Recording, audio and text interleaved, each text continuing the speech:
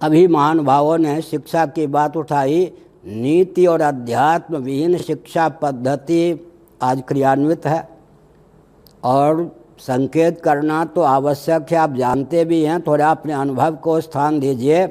जिस देश में हर व्यक्ति बाजार का सौदा बनाने के लिए ही उत्पन्न किया जाता हो, हर व्यक्ति का लक्ष्य बनाया जाता हो विद्यालय के माध्यम से कि बाजार का सौदा बनो, उस देश का उत्कर्ष कैसे हो सकता है?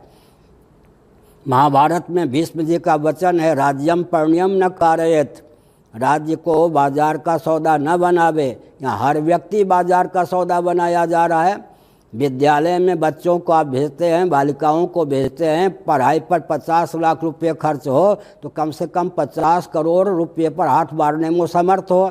जहाँ हर व्यक्ति ही बाजार का सौदा बनाया जाता है और पूरे भारत के आर्थिक उत्कर्ष का प्रकल्प भी इन मंत्रियों के पास क्या है? भारत को बाजार का सौदा बना दो। इसके अतिरिक्त इनके जीवन में अर्थ की कोई मीमांसा ही नहीं है। पृथ्वी अर्थ है, जल अर्थ है, तेज अर्थ है, वायु अर्थ है, आकाश अर्थ है। और जितने मनुष्य हैं अगर वो स्वाभाविक रूप से मानवोचित शील से संपन्न रहें तो वो अर्थ हैं।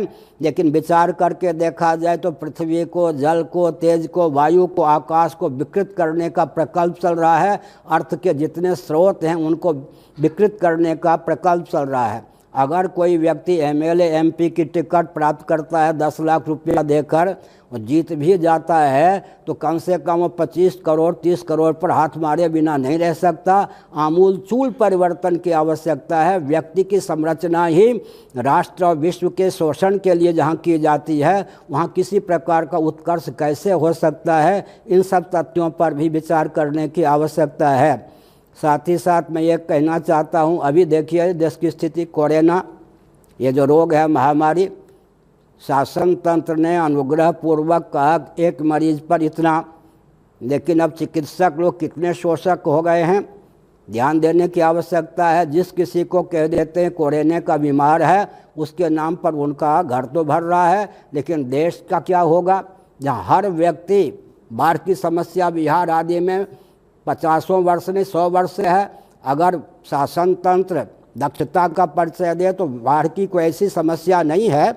हम विज्ञान भी जानते हैं, मैं संकेत करना चाहता हूँ, बाढ़ की कोई ऐसी समस्या नहीं है जिसको दूर न करें। लेकिन हर वर्ष बाढ़ आएगी तो उससे अमुक अमुक के जेब भरेंगे। इसका मतलब हर व्यक्ति को शोषक बनाने का जहाँ पर अभियान है वहाँ राष्ट्र का सुमंगल कैसे हो सकता है? व्यक्ति की संरचना जिस शिक्षा पद्धति के आधार पर होती है वो देहात्म भाव भावित है।